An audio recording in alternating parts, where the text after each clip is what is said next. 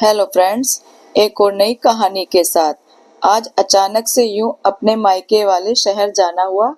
जब रास्ते में थी तब माँ को फोन लगाया, यह बताने के लिए मैं थोड़ी देर बाद आपके पास आ जाऊंगी। पर खुद ही सरप्राइज हो गए जब पता चला कि माँ तो पापा के साथ खुद अपने मायके गई हुई है। नानी जी की तबीयत जो बहुत खराब है। मन उदास हो गया, लेकिन फिर लगा कि भाई भाभी सब तो हैं, कोई बात नहीं, उनसे मिलना हो जाएगा। पर अब सफर में मन नहीं लग रहा था। बार बार रह रह कर यही लग रहा था कि मुझे फोन करके आना चाहिए था। पर फोन भी क्या करती, अगर जरूरी काम नहीं होता तो आती ही नहीं। बुआ सास की तबीयत अचानक से खराब हो गई और मम्मी जी का आना नहीं हुआ, इसलिए मैं और अनुपम दोनों ही उनसे मिलने निकल आए। आखिर बुआ जी भी तो मेरे मायके वाले शहर में ही थी। सोचा था कि बुआ जी से मिलकर कुछ दिन मायके रह आऊंगी, पर खैर अब तो निकल चुके थे तो पलट कर जाने का सवाल ही नहीं उठता। और अनुपम से कह भी नहीं सकती थी कि मुझे मायके नहीं जाना। आखिर कहती भी क्या, भाई भाभी से कभी गलत व्यवहार नहीं किया, पर फिर भी अपने पूर्वाग्रहों से ग्रसित थी। मुझे बहुत अजीब सा लग रहा था। ऐसा महसूस हो रहा था कि मैं बिन बुलाए मेहमान बन गई हूँ। मैं और पूर्वाग्रह से ग्रसित क्यों ना हो। मैंने कौन सा अपनी भाभी से कभी ठीक व्यवहार किया है। हमेशा तो उन्हें अपने से कमतर माना है। इसी उधेड़ बुन में थी कि पता नहीं भाई भाभी क्या सोचेंगे। माँ पापा तो है नहीं, पता नहीं कैसा व्यवहार करेंगे।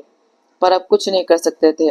आखिर ससुराल में भी तो जोश जोश में कहकर आई थी, औरों की बहुएं भी तो कुछ दिन मायके रुकती हैं, तो मैं भी कुछ दिन मायके रहकर आऊंगी। करवाओ अपनी नई बहू से काम। जोश जोश में बोल तो दिया, पर अब काश सोच कर बोला होता, पर करते भी क्या। ससुराल वालों की तो छोटी छोटी बातें भी ताने लगती हैं। उस दिन जब सासू माँ ने नई देवरानी के लिए कहा, नई बहू बहू के कामों में बहुत स्फूर्ति है, पता नहीं क्यों बर्दाश्त नहीं कर पाई और जोश जोश में कुछ दिन वहीं के रहने की बात कहकर आ गई। पर इस बार सासू माँ ने न रोका, क्योंकि अब तो उनके पास काम करने के लिए नई बहू आ चुकी थी। तो भला क्यों रोकती, कि अब मेरे नखरे उठाती। पर पता नहीं क्यों देवरानी के आने के बाद दिल में डर बैठ गया कि अब अपनी जगह संभाल कर रखनी होगी। खैर पूरे रास्ते यही उधेड़बन चलती रही और मुझे कब नींद आ गई पता ही नहीं चला। जब नींद खुली तो ट्रेन स्टेशन पर लग चुकी थी। हम दोनों ने अपना सामान लिया और ऑटो पकड़कर बुआ जी के घर की तरफ रवाना हो गए। सुबह शाम तक हम लोग बुआ जी के घर पर ही रहे और उसके बाद मेरे मायके रवाना हो गए। वहां पहुंचे तो भाभी और दोनों बच्चे ही थे। भाई काम से बाहर गया हुआ था। भाभी ने हमारा आदर सत्कार किया और चाय नाश्ता पकड़ाकर हमारे पास ही बैठ गई। वह मुझसे कम लेकिन अनुपम जी से अच्छे बात कर रही थी। सच मुझे बहुत बुरा लग रहा था। आज समझ में आ रहा था कि अगर माँ पापा नहीं रहे तो मेरा तो मायका ही खत्म हो जाएगा, क्योंकि भाई अकेला कब तक मुझसे बात कर लेगा। उसे तो काम पर भी जाना होगा, घर में तो भाभी ही रहेंगी ना। रह रहकर याद आ रहा था भाभी का वह हंसता खिलखिलाता चेहरा जो उनकी शादी के बाद था। हर बात में वह मुझसे ही सबसे पहले पूछती थी, पर पता नहीं क्यों भाभी की शादी होते ही मुझसे ननंद वाली टेक क्यों आ गई। हर बात में सीधे मुंह तो उनसे बात करती ही नहीं थी। हर बात में रोकना टोकना करना, धीरे धीरे उन्होंने मुझसे दूरी बना ली। पर इस बात का मुझे कोई खास फर्क नहीं पड़ा, क्योंकि मायके में माँ तो थी ही ना। मैं तो बस वैसे ही जब भी मायके जाती तो माँ के कमरे में बैठे रहती और मेरे सारे काम बैठे बैठे होते थे।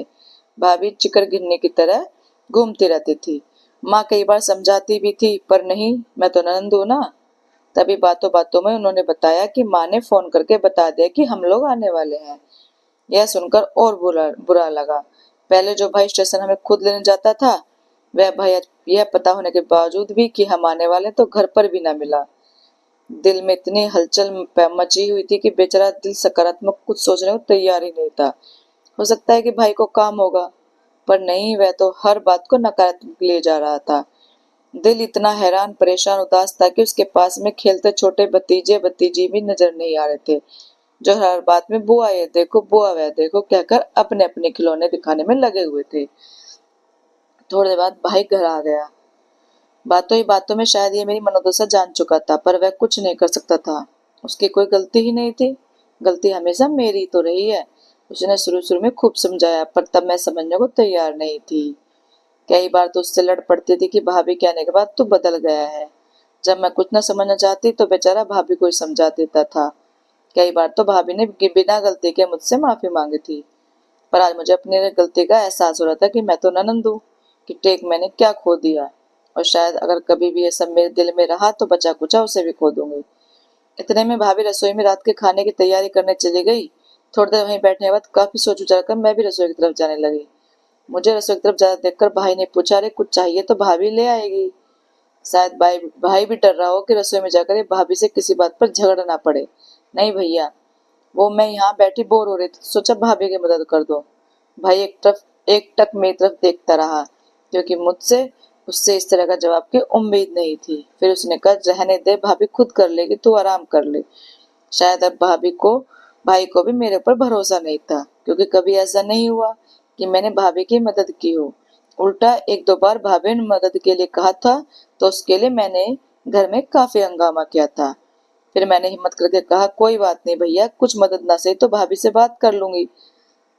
अनुपम जी के सामने भैया ने ज्यादा कुछ कहना ठीक नहीं समझा, और वह चुप हो गए और मैं चल दी रसोई की तरफ, बचे कुचे रिश्ते को समेटने के लिए। जानती हूँ भाभी के स्वाभिमान को ठेस पहुंचा है, तो शायद मन में पड़ी गांठ भी पूरी तरह से खोले ना, पर कोशिश तो कर सकती हूँ। दोस्तों, आपको ये कहानी कैसी लगी? अच्छी लगी हो तो लाइक, कमेंट और शेयर करना, चैनल को सब्सक्राइब करना। Thank you.